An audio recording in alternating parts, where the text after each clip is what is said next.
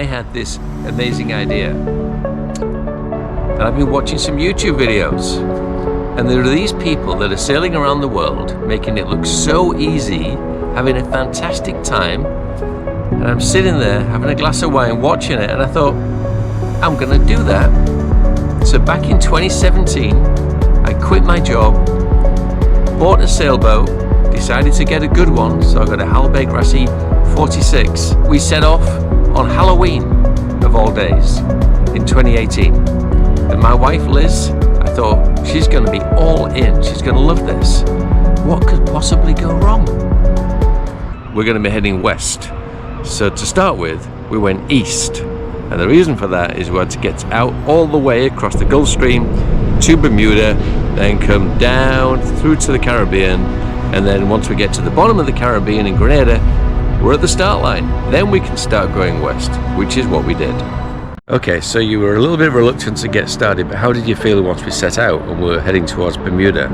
It was great to start with. Just as we got out of the marina, we had dolphins at our bow, and that was magical for me. As we got further out, it started getting rougher, and I started to feel seasick, so you had to give me Stewgeron, and that basically wiped me out for 2 days. I spent the next 2 days flat on my back, asleep. And then you came to, as we were still going through some rough weather. Yeah, that's right. What was that like? It didn't feel too bad.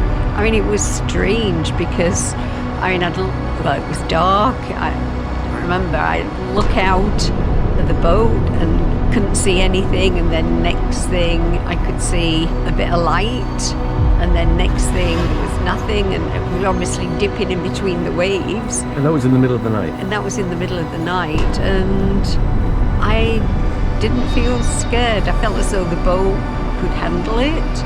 So whether the effects of the Stewgeron was still with me. I think it probably was. So she took the camera and took a little video that showed how things were, and you could tell that she really wasn't fazed by it at all. So this is Oneiro on our third day, I think it is, Saturday. We set off on Wednesday, Saturday.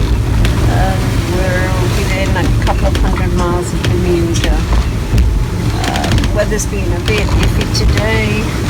We've had a few squalls, but it's picking up, okay? So I'll just do a bit of a panorama. Hope to not get the phone wet.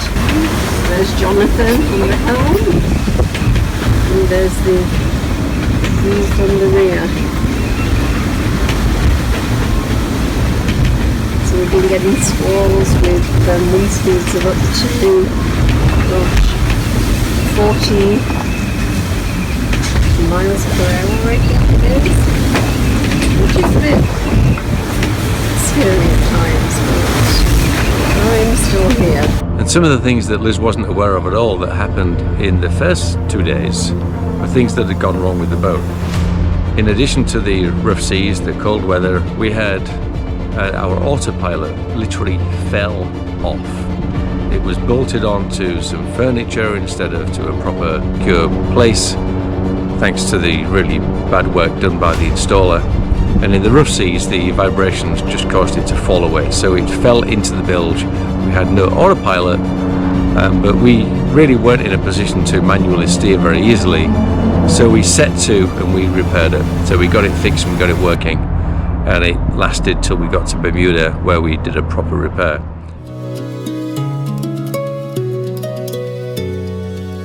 In amongst all of this, we had some help.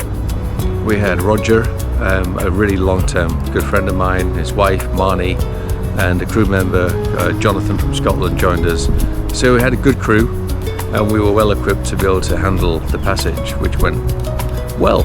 At the time, this is almost 8 years ago, my sailing experience was a little less than it should have been for a passage like that, but fine for the crew that we had. Of course, I'm much more experienced now, but most of my experience was just coastal sailing. I hadn't really taken a boat this far offshore in these conditions, or a boat this big with such complex systems. So that's something to be aware of for anyone thinking about buying a boat that's bigger than they used to and setting out on the maiden voyage for that boat on something quite as big a challenge as that one.